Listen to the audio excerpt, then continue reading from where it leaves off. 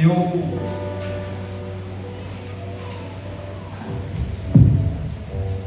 minha intenção nesta noite é ser bastante didático, então eu peço bastante a tua paciência. Peço a tua paciência, porque o sermão da noite deste dia é um sermão muito didático, e algumas perguntas a gente vai tentar responder aqui esta noite. Algumas perguntas a serem respondidas. A primeira: o que é a morte? A primeira pergunta: o que é a morte? A segunda pergunta: quando surgiu a morte? A terceira pergunta: a morte realmente é o fim desta vida? Quarta e última pergunta a ser respondida: para onde vão os mortos? Bom, eu estava conversando com a irmã aqui da congregação, e aí ela e alguns outros irmãos estavam com dúvidas concernente a esse assunto, e eu confesso que é um assunto que eu gosto de tratar. É uma área que eu tenho um certo gosto em conversar. Inclusive, há uma ala da filosofia que vai tentar responder uma dessas perguntas. E uma dessas perguntas que uma ala da nossa sociedade tenta responder, que é o próprio ateísmo, dentre algumas outras visões filosóficas, o niilismo tenta responder. Niilismo é uma corrente filosófica que uma parte desse niilismo diz que o homem acaba aqui e agora, e alguém ainda diz que a morte não existe porque eu existo, e quando eu deixar de existir, ela existirá. Então é um tema relevante, complexo e que necessita de atenção dobrada. Vamos lá. A primeira pergunta é: o que é a morte? Enquanto eu meditava nesta passagem, e aí eu refletia, eu escrevi algumas coisas que diz: a morte é definida como a cessação definitiva das funções biológicas e vitais que sustentam a vida, resultando no fim da existência de um ser humano, animal ou vegetal. É um processo irreversível de desaparecimento dos sinais de vida, também entendido como a separação da alma e do corpo. Dicionário Michaelis, ele define desta forma. Na Bíblia, nossa regra de fé e prática, o pecado é a mãe da morte. Diga: o pecado é a mãe da morte. Na Bíblia, nossa regra de fé e prática, o pecado é a mãe da morte. O pecado e o homem é o responsável pela morte ter entrado no mundo. Torna-se assim para parte de seu DNA. Logo, o salário do pecado é a morte. Meyer Birman, um teólogo judeu, ele escreveu ao falar do hedonismo, uma filosofia de vida onde o ser humano busca tão somente pelo prazer. Ele cita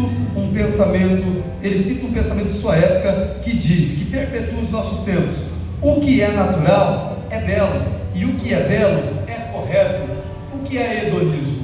Hedonismo, queridos, é uma corrente filosófica, você vai entender logo a mensagem. Hedonismo é uma corrente, digamos que filosófica, um estilo de vida, onde diz que o homem deve procurar tão somente pelo prazer. Por que o homem deve procurar pelo prazer? Porque a vida existe aqui e agora.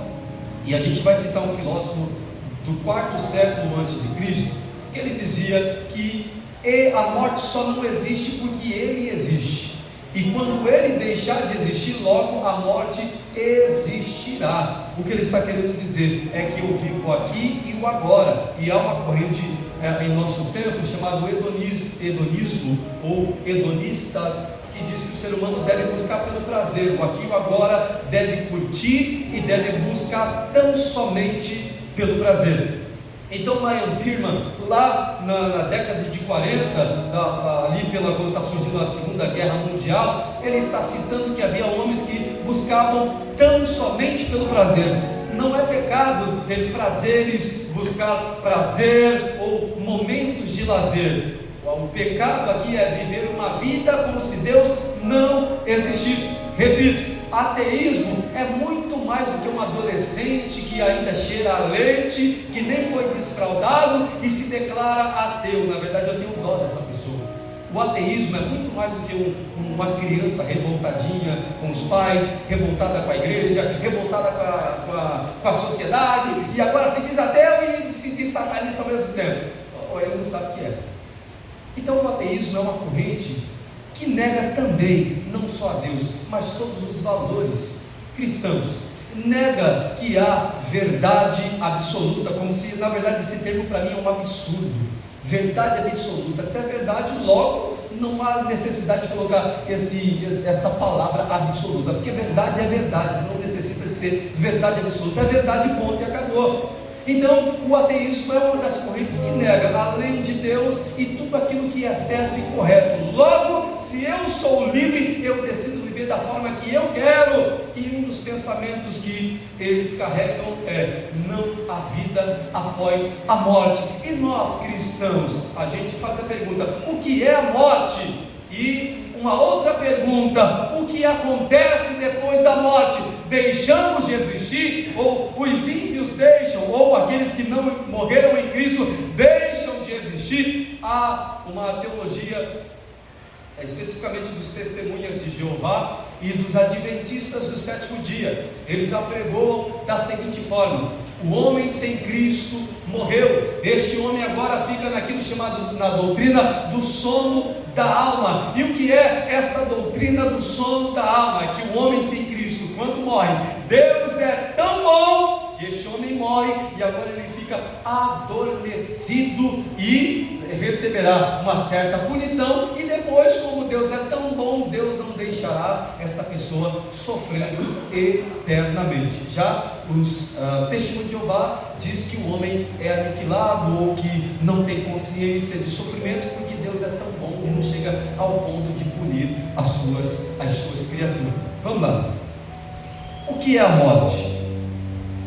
Eu cito ainda o Lion Birman. Ele diz o seguinte na Doutrinas Bíblicas, lançada pela Editora Vida no ano de 2023: muitos descendentes de Adão têm engolido a amarga pílula do pecado, adoçada com a suposta segurança que quer apenas suavizar a situação, isto é, não lhe fará dano algum. Ou seja, o pecado, como eu disse, o pecado é a mãe, o pecado concebeu, o pecado deu a vida à própria morte que reina na humanidade, graças ao primeiro casal, que foi o nosso representante, o nosso cabeça. O que é a morte? O que, por exemplo, a filosofia diz, alguns psicólogos, e o que diz a Bíblia concernente a esse assunto, o que vem a ser a morte? Disse Epícuro. Epícuro foi um filósofo ali do 4º século, mais ou menos, antes de Jesus, ou seja, 400 anos antes de Jesus vir a este mundo. Epícuro, ele disse: a morte nada significa para nós. Disse Epícuro: a morte nada significa para nós. E aí prossegue ainda: ao contrário do que acreditavam Sócrates e Platão, ele justifica sua convicção: a morte é uma quimera, ou seja, a morte é uma ilusão que não existe. Então Epícuro diz: a morte é uma equimera, ou seja, uma ilusão, porque enquanto eu existo, ela não existe, e quando ela existe, eu já não existo. Ou seja, o que ele está dizendo: a morte nada é para mim, e quando eu morrer, logo ela existirá e eu deixarei de existir. Ok? Então esse é o pensamento de Epícuro. Pastor, por que o senhor está falando isso? Irmãos, na igreja a pregação ela tem que ser simples, mas ela não tem que ser simplista. Ela tem que ser compreensível mas a gente tem que entender que na igreja há públicos e públicos. Por exemplo, temos jovens aqui. Se a igreja não ensina essas coisas também, aí um rapazinho, aí tem um Natanael aqui, que vai lá para a oitava série, é isso? Oitava série? O nono ano, certo? Tem a Thalita ali, aí tem o Ivan, aí enfim, tem os irmãos que começam, sei lá, cursar uma faculdade, tem ali a Cauênia, tem o Mateus, essa molecada aqui vai para a faculdade, aí vai lá, aí se bate de frente com essas filosofias, e agora? Agora, ou perde a fé, ou se fortalece nela. Então a igreja precisa alcançar os públicos dentro da igreja, ok? Então esse sermão vai ser um pouquinho mais, vai ser uma feijoadinha para a gente, tá? Então peça a atenção dos irmãos. Vamos lá. Então esse filósofo, ele propôs isso, que a morte, ela não existe enquanto ele existe, enquanto ele deixar de existir, ou a partir dessa vida, logo a morte existirá. Ok. Existem várias correntes que buscam explicar e entender a morte. Existem várias correntes que buscam explicar e entender a morte. Na filosofia, porém, quase todas podem ser agrupadas em dois grupos importantes. Quantos grupos? Quantos grupos, Iago? Quantos grupos, ô varão de Deus? Quantos grupos? Dois grupos, é isso aí. Vamos lá. Que são os nihilistas e os não nihilitas. Esse nihilitas é com dois i. Nihilistas. Os nihilistas que acreditam que a morte é o fim completo do homem, ou seja, para esse povo não há vida após a morte. Logo o homem morrendo, o homem deixa de existir. Logo para esses homens, o homem é como se fosse um animal, né? Eu estou aqui no colégio e nas faculdades diz que o homem é um animal, né? Um animal. Minha filha chegou, pai, minha professora falou que isso é um animal. Aí eu falei, será que é animal? Não sei. Agora você não. Mas de fato, de acordo com o ensino, o homem é um animal, um animal da raça humana, tá? Eu não sou animal não, irmão. Eu não vi do macaco nem do peixe, eu sou homem, ok? Nós somos da raça humana. E os não nihilistas, que acreditam que a morte não é o fim completo do homem, ok? Vamos lá. Após a morte, os mortos ficam inconscientes. Então, definindo, fechando essa introdução, a morte, ela é a cessação do respirar. É quando não há mais acesso a este mundo tangível, visível. A morte, de fato, na perspectiva humana, é o fim desta vida. E aí, para sustentar este sermão, eu pensei aqui numa passagem em Eclesiastes capítulo 9. Eclesiastes capítulo 9. Abre Eclesiastes capítulo 9, por gentileza.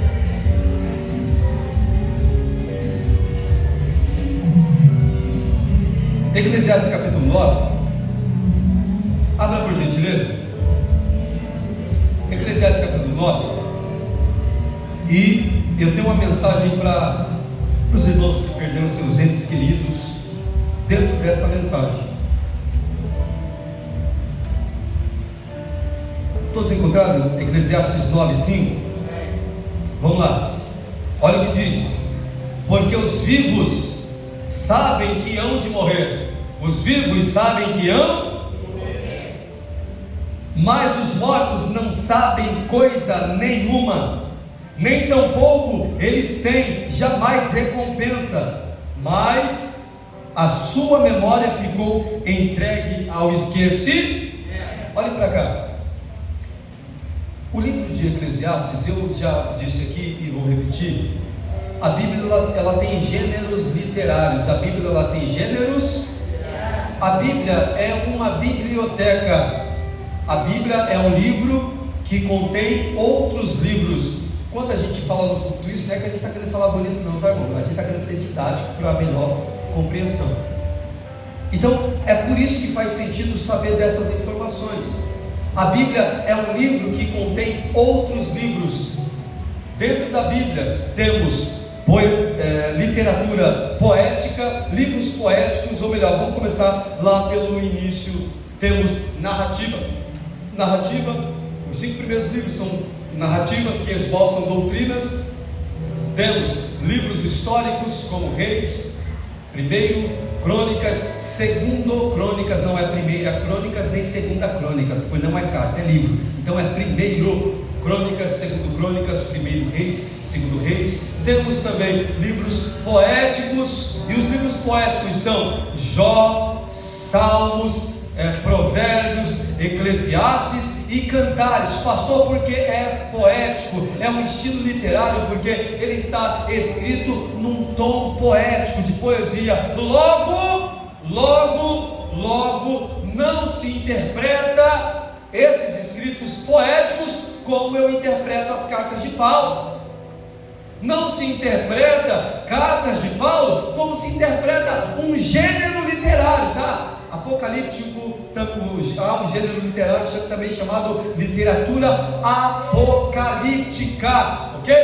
Então, a literatura apocalíptica no livro de Apocalipse, como tem literatura apocalíptica também no livro de Ezequiel, a literatura apocalíptica também no livro de Daniel. Literatura apocalíptica é um gênero literário, tá? E isso não se faz presente apenas na Bíblia. Tem os livros chamados pseudoepígrafos, datados do primeiro, segundo, terceiro século, que não estão na Bíblia porque não são palavras de Deus, mas são coisas da cabeça do ser humano, imaginação. Por exemplo, Evangelho segundo Pedro, que não é de Pedro, Evangelho segundo Barnabé, enfim, o livro de Enoque, e por aí vai. Aí está um monte de desigrejados lá. A igreja desagradou com esses livros, aí inocente, falou um monte de besteira na internet, gente seguindo livros, enfim, não faz parte do sermão de hoje. Vamos lá.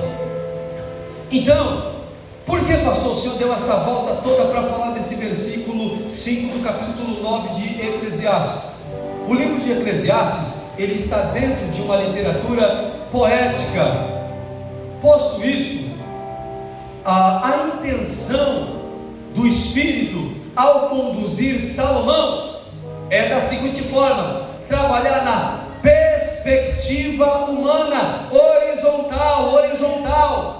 Ou seja, é Deus pegando o óculos do homem e fazendo o homem enxergar aquilo que acontece na terra perante os homens. Aí no versículo 1 de Eclesiastes 9, olha aí comigo por gentileza. Olha o que diz.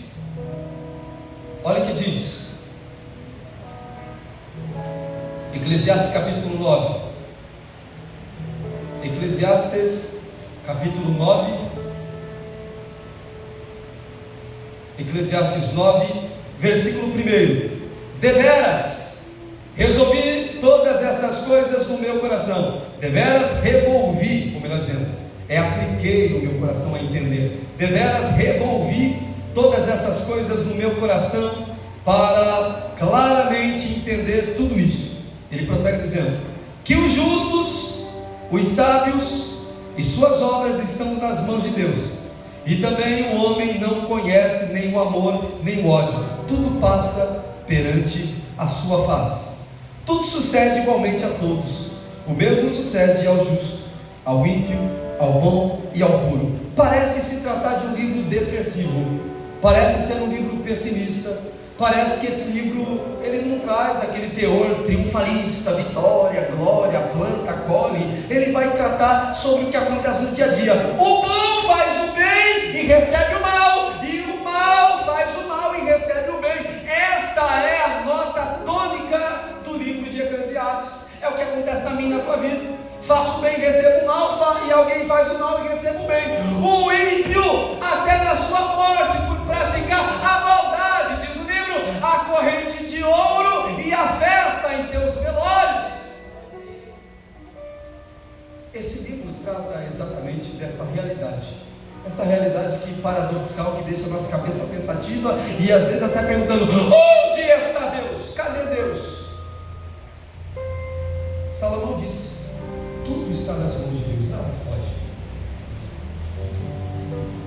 E aí, o que Salomão, ele está trabalhando no versículo 5, ele está dizendo que os mortos não sabem, não que as almas desses mortos estão inconscientes, mas ele está dizendo que o morto ele foi, não pode receber recompensa de alguém desta vida, e os que estão vivos sabem que vão morrer.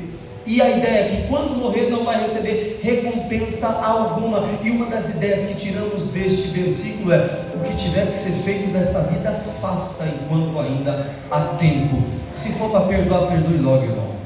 Se for para abraçar, abrace logo. Alguém disse que as maiores reuniões de família se acontecem no velório. E tem gente que fica traumatizado pelo resto da vida porque não pediu perdão e nem porque também perdoou. Então, esse livro, ele trata da realidade. Ele não quer dizer, ele não está dizendo que após a morte a alma fica inconsciente, ou que não há nenhum juízo, ou que não há nenhum céu de gozo, de vitória. Lembrando, há um princípio hermenêutico. Hermenêutica é uma regra de interpretação. Ela diz, um dos princípios é: a Bíblia interpreta a própria Bíblia. Talita, Natanael. Logo, se a Bíblia interpreta a própria Bíblia, eu não posso dizer que os mortos deixam de existir, ou que estão inconscientes, ou que estão, meu Deus, a hora já passou. Eita Jesus, vamos lá.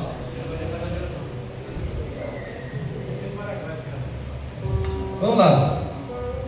Aí ele diz, primeiro, Salomão aplicou seu coração para entender as coisas dessa vida, nascimento, trabalho, sofrimento do dia a dia. Ele percebeu que por mais que não entendemos muitas coisas, tudo está no controle de Deus. Segundo, tudo sucede igualmente a todos. O mesmo sucede ao justo e o mesmo sucede ao ímpio, ao bom, ao puro, como ao impuro. Enfim, uma das propostas do livro é fazer-nos enxergar que a vida é de fato sofrida e que às vezes parece ser injusta.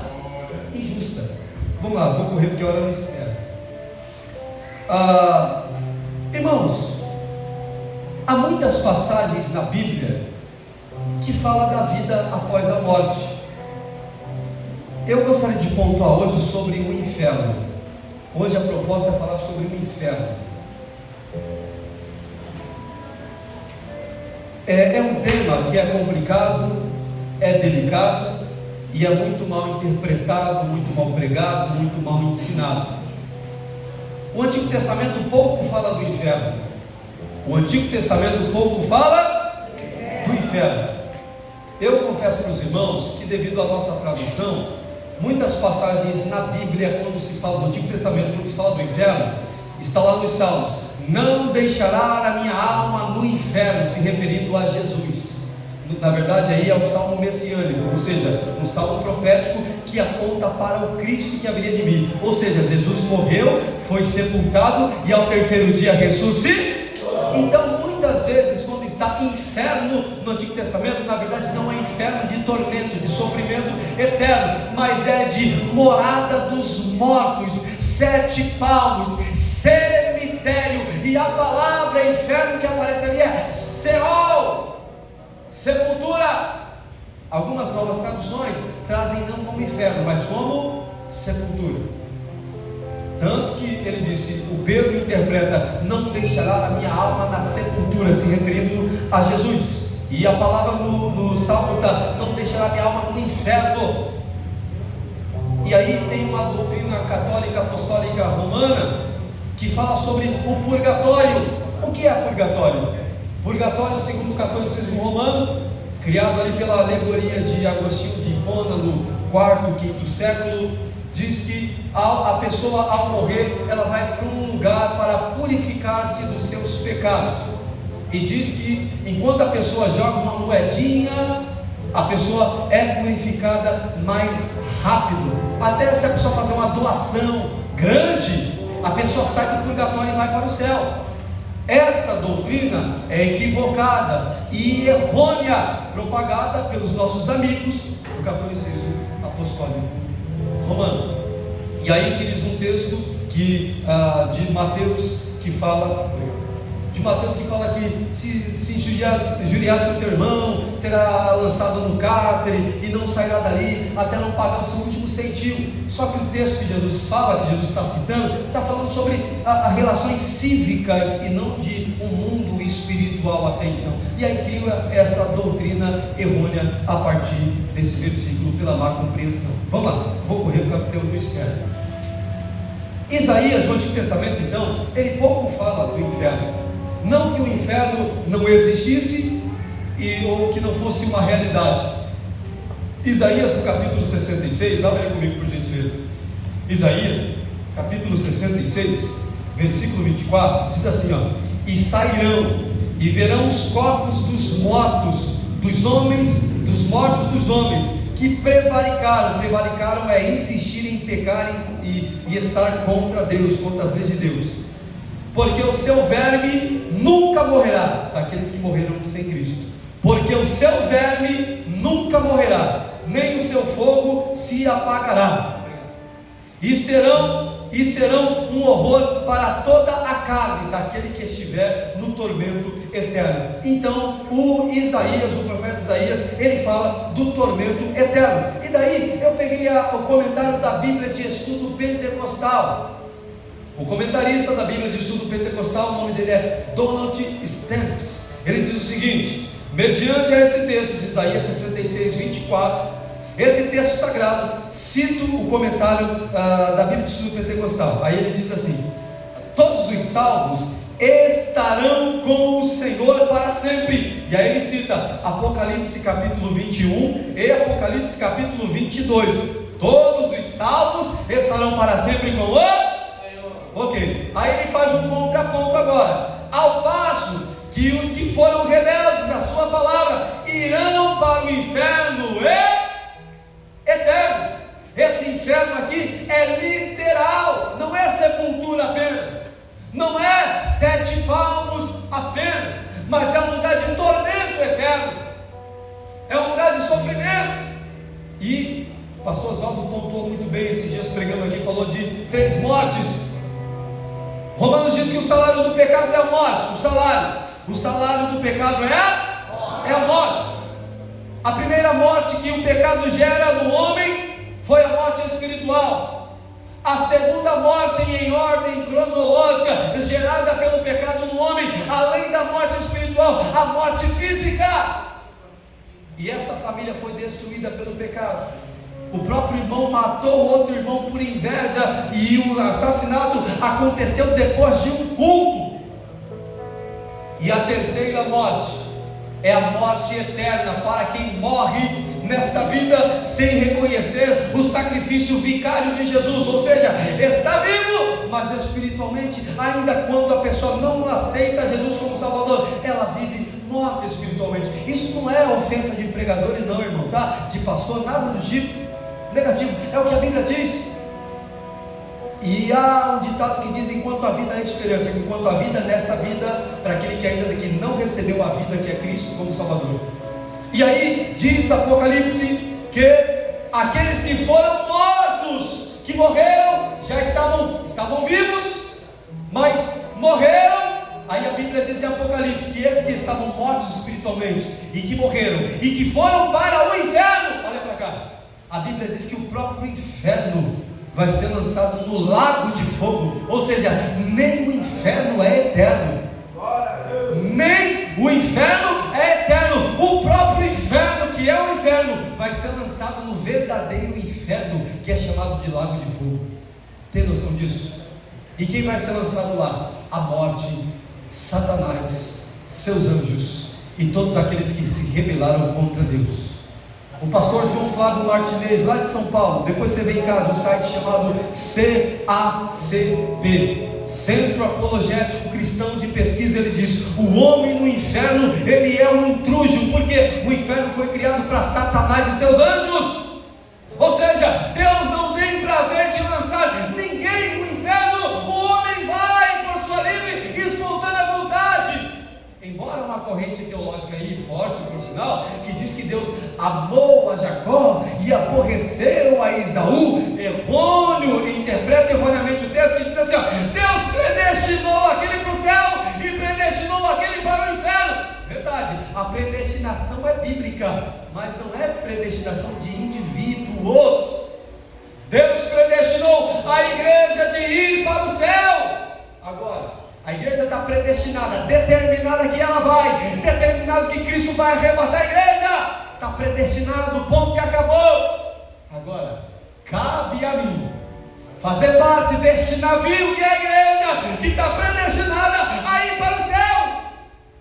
Ele não escolheu ninguém para ir para o inferno e o outro para o céu. Ele disse: a minha igreja vai para o céu. Agora, será que eu sou membro do corpo de Cristo? Esse tempo não se converte não. Meu Deus do céu, não se converte não. Irmão, está certo esse relógio mesmo? Está certo, mano? Está certo ele? Eita Jesus. Meu Deus do céu. Vamos lá, eu vou maximizar, legal, minimizar, enfim. A morte ela vem após o pecado. A morte ela vem após o pecado. No Novo Testamento havia dois grupos que se odiavam, chamados, dentre outros tantos grupos, dois grupos, um chamado fariseu e outro saduceu. E esses grupos se odiavam bastante. Enquanto o saduceu não cria no mundo espiritual, em demônios, em anjos, céu, inferno, não cria nada disso. Era um grupo totalmente político. O outro fariseu, e Jesus se aproximou mais da teologia farisaica do que dos saduceus. O que Jesus tinha contra os fariseus, irmãos, não era a teologia em si, era a hipocrisia, porque a teologia dos fariseus era muito boa, eles preservavam a lei. Todo mundo naquele tempo queria ser fariseu, irmão. Nossa, fariseu, olha que maravilha. Não é à toa que Paulo, ele mesmo convertido, ele disse: eu, fariseu, não sei o que, zeloso segundo a lei, fui, etc, ele contando a biografia dele. Era uma honra ser fariseu. Então Jesus condenou a hipocrisia. Esse povo brigava por conta desses assuntos. Ou seja, os fariseus criam no inferno e no céu, os saduceus não. E a pergunta que fica é: a pessoa quando morre, para onde ela vai? Dois destinos: é céu ou é inferno. Agora, uma coisa que nos serve de consolo aqui, tá? Irmão, ninguém aqui deve se martirizar pensando no ente querido onde ele está. A graça de Deus alcançou um bandido chamado ladrão da cruz. Se ele fosse ladrão da cruz, não teria 3 dados, porque ele tinha roubado uma, teria 2. Então ele não é o ladrão da cruz, mas ele é o ladrão na cruz. E ele disse assim: ó, lembra de mim quando chegares no paraíso? Deixa eu dizer para você que perdeu um ente querido, não compete a você. A graça alcança o último suspiro antes de morrer. A pessoa diz: meu Deus, eu poderia ter.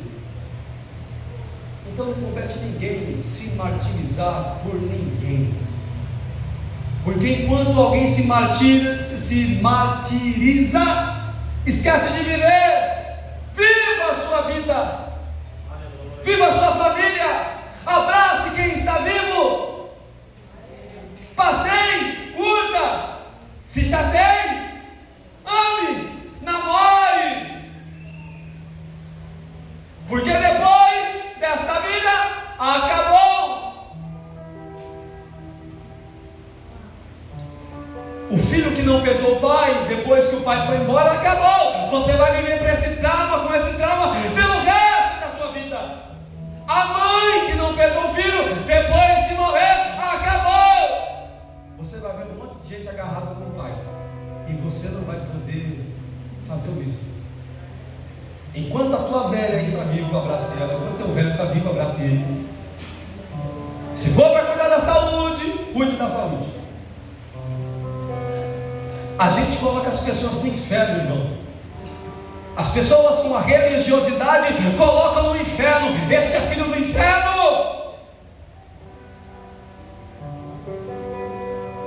Mas Deus, irmão, não nos colocou como juízes da vida de ninguém. Eu digo uma coisa para os irmãos: o modo que uma pessoa vive aponta para onde ela está indo, mas eu não devo julgar segundo a aparência, porque no céu não vai haver assembleiano, batista, presbiteriano. O céu é lugar de crente, lavado e remido no sangue do Cordeiro.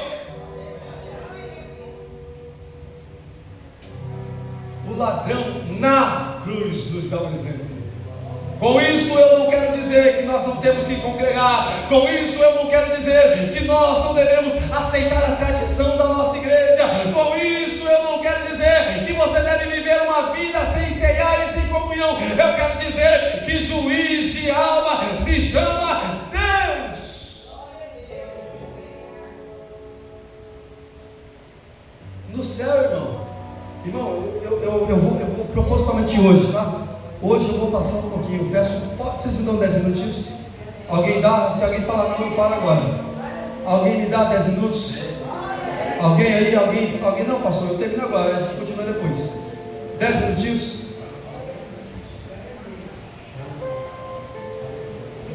Irmão, como eu falei, eu não queria pregar esse assunto hoje, domingo. Aí eu orando, eu falei, meu Deus, aí pela madrugada eu falei, é esse mesmo. Aí eu falei, meu Deus, não, eu vou mandar esse material para a irmã lá em casa, para os irmãos que querem, e aí a gente num culto de ensino desse aí daqui a um mês, talvez a gente ensina sobre esse assunto. Irmão, ninguém aqui deve se martirizar por quem partiu. Às vezes a pessoa está no gozo eterno com Jesus e você está se acabando aqui. Eu sei que é um tema muito complexo. Eu não sou leviano de falar coisas. Eu digo para ti, viva a tua vida.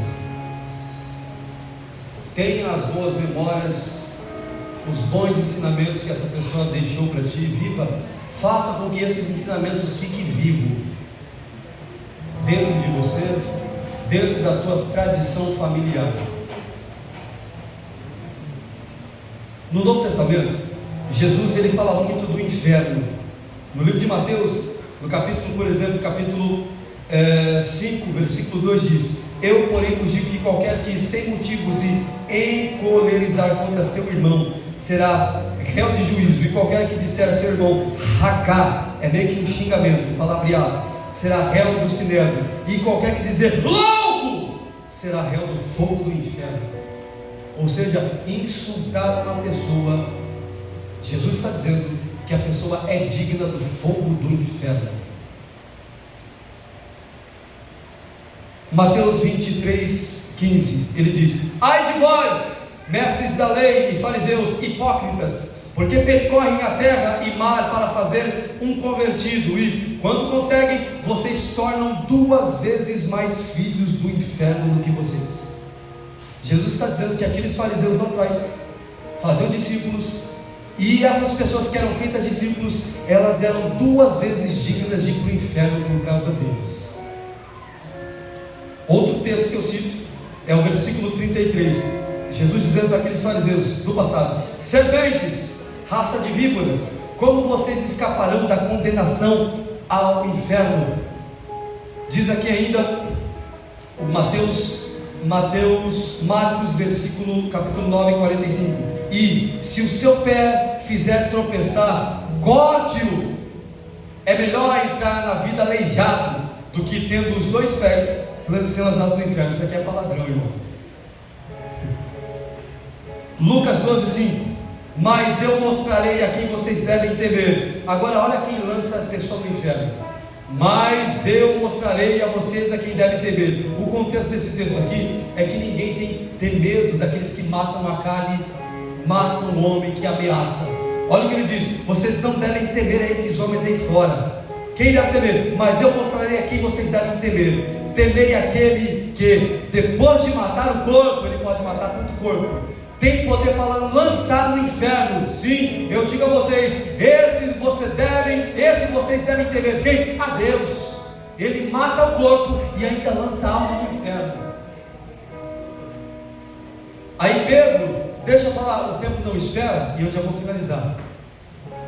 Como é um assunto não é tão falado, mas não existe apenas o inferno ou o Guiena, o chamado Geena, mencionado como lago de fogo, onde o próprio inferno, onde aqueles que morrem sem Cristo estão agora sofrendo.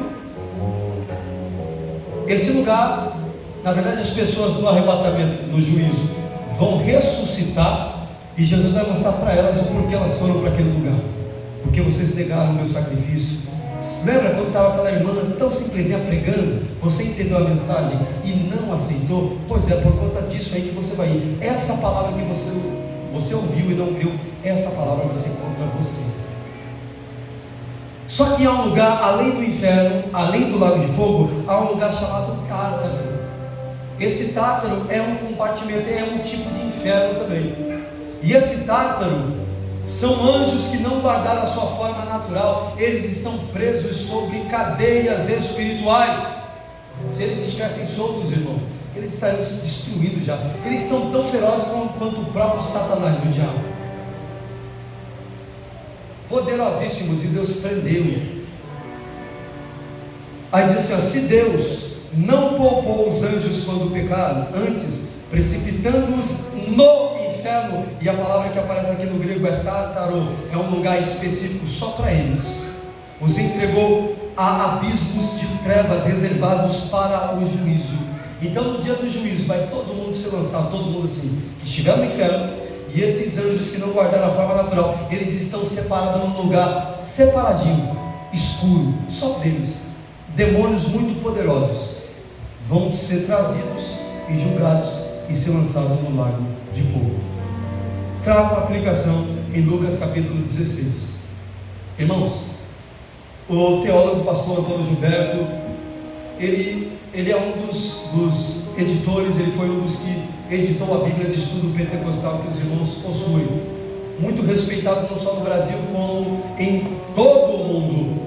Dentre tantos outros teólogos, ele diz o seguinte: por muitos anos, lembra que eu faço questão de citar aqui na igreja que a epígrafe não faz parte do texto original?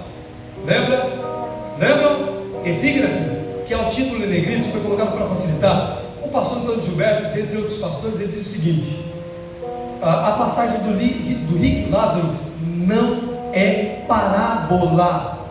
Há um estudo hermenêutico chamado de hermenêutica especial, que estuda passagens como parábolas. Diz que parábola não menciona nome próprio. Se você olhar todas as parábolas, tanto do Antigo quanto do Novo Testamento, nenhuma possui nome próprio. E esta passagem possui pelo menos dois: primeiro, Abraão; segundo, Lázaro. Primeiro, Abraão de fato existiu. O segundo, Lázaro, também existiu. A Bíblia não diz que Lázaro é esse. Este nome Lázaro era muito comum no primeiro século. E aí, queridos, o rico até no inferno ele é soberbo. Ele quer mandar no pobre até quando está no inferno, o rico. Pai Abraão, pede que Lázaro molhe o dedo e venha aqui me refrescar. Nem no inferno, desgraçado, irmão, ele sabe da real condição dele. É gente que é assim, irmão. Até no inferno ele quer mandar, né? No céu, na verdade, né? Manda ele vir aí. E Abraão sabia quem ele era. Meu filho, você recebeu todos os bens aí. O problema não é que ele era rico. O problema é que ele não tinha Deus. Deus não tem nada contra a riqueza, irmão.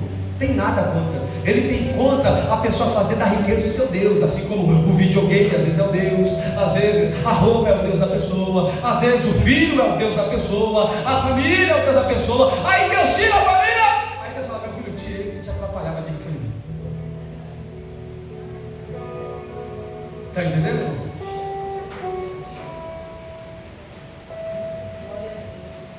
Então essa passagem não é uma parábola,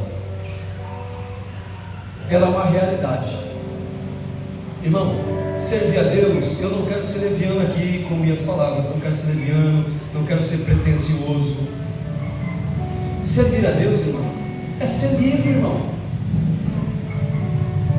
Não é cumprir ritos que, não, vem igreja, não, ser cristão é ser livre. Alguém perguntou assim para Lutero, após ele se converter, como eu faço para ser um cristão melhor? Aí naquela época, assim como hoje, tinha muita gente que cobrava um valor exorbitante, né? Gostava de passar a perna no dobro, esse aí tem dinheiro, vou cobrar o dobro dele. Aí Lutero falou assim: meu filho, faça um bom sapato e venda pelo preço justo, que é coisa rara de se encontrar. Pastor, como que eu faço para ser um cristão melhor? Sirva melhor que tu puder na tua sociedade, na tua casa, no teu trabalho. Eu congregar é consequência, irmão. É claro que o crente não tem que deixar de congregar, senão como ele vai se fortalecer, irmão? Se a Bíblia me chama de membros do corpo de Cristo. Queridos, eu pedi 10 minutos, de fato, estou finalizando. Se coloque de pé em nome de Jesus. Quinta-feira, queridos, eu vou substituir a irmã Adriana aqui no anúncio. Amanhã vai ter oração às 7 horas.